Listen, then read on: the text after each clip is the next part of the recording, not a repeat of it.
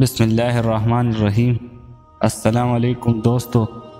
نبی کریم صلی اللہ علیہ وسلم نے حضرت جبریل علیہ السلام کو ان کی اصلی صورت میں کتنی مرتبہ دیکھا اور کس وقت دیکھا؟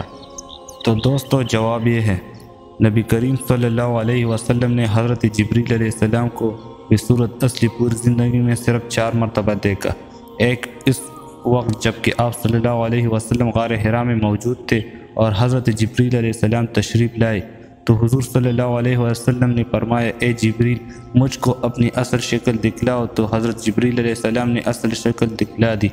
دوسرے معراج میں یعنی سدرۃ المنتہا پر، تیسری مکہ کے مقام اجیاد پر، اور یہ واقعہ زمانہ نبوت کے قریب پیش آیا۔ چوتھی اس وقت جب کہ آپ صلی اللہ علیہ وسلم کے چچا حضرت حمزہ رضی اللہ عنہ نے آپ صلی اللہ علیہ وسلم سے عرض کیا تھا کہ میں حضرت جبریل علیہ السلام کو ان کی اصلی صورت میں دیکھنا چاہتا ہوں۔ اول تو حضور صلی اللہ علیہ وسلم نے منع کیا کہ تم دیکھ نہ سکو گے۔ انہوں نے عرض کیا، آپ دکھا دیجئے۔ آپ صلی اللہ علیہ وسلم نے فرمایا، بیٹھ جاؤ۔ وہ بیٹھ گئے اور حضرت جبریل علیہ السلام کعبہ پر اترے۔ آپ صلی اللہ علیہ وسلم نے فرمایا، نگاہ اٹھاؤ۔